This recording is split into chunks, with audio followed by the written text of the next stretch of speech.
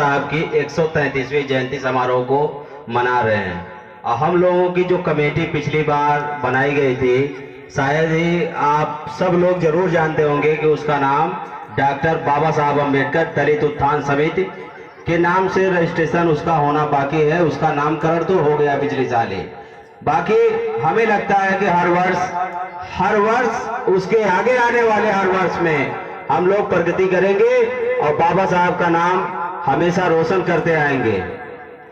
और बाबा साहब ने जो हम लोगों को सरल सूत्र दिया है वह है शिक्षित बनो, संगठित बनो और संघर्ष करो।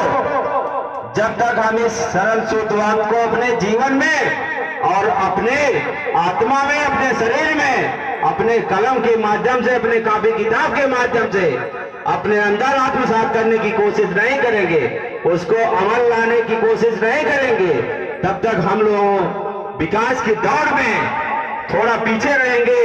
लेकिन जब ये बाबा साहब की सरल सूत्रवाद शिक्षित बनो और संगठित रहो, क्योंकि जो संगठन में रहता है उसी में ताकत होती है और संगठन में जो रहता है वही राज करता है।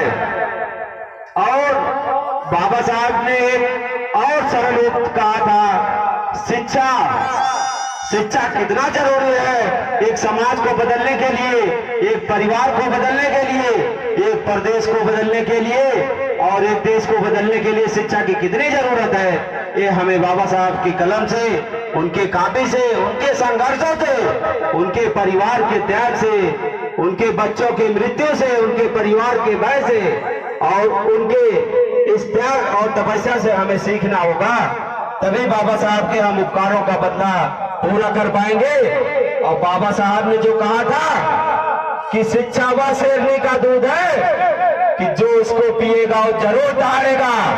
वह कोई भी होगा, कोई दलित होगा, कोई ब्राह्मण होगा, कोई क्षत्रिय होगा, चाहे कोई वैश्य होगा या सर्वधर्म से ऊपर उठकर बोधिसत्व मानव होगा, वो शिक्षा को जब सही से करार करेगा तो जरूर दहाड़ेगा और अपने समाज का नाम रोशन करेगा।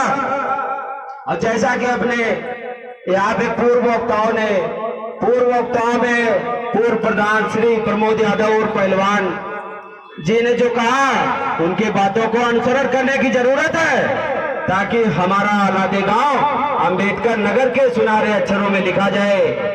और इसी क्रम में हमारे ग्राम के पूर्व बीडीसी दिनेश त्रिपाठी और गुरु जी, उन्होंने भी जो चीजें कही मंच से बाबा साहब की 133वीं जयंती के समारोह पर, उसको भी अमल में लाने की जरूरत है साथियों। और आज देश का माहौल आप लोग देख रहे होंगे किस कदर से लोकतंत्र और संविधान की धज्जियां सरेआम उड़ाई जा रही हैं।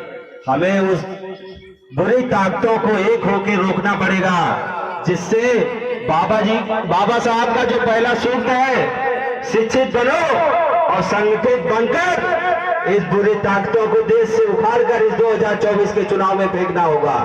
तब जाके हमारे संविधान और लोकतंत्र की रक्षा हो पाएगी। बाबा साहब ने जो विचार दिया है और संविधान दिया है, उसकी रक्षा हम अपने वोट के माध्यम से कर पाएंगे।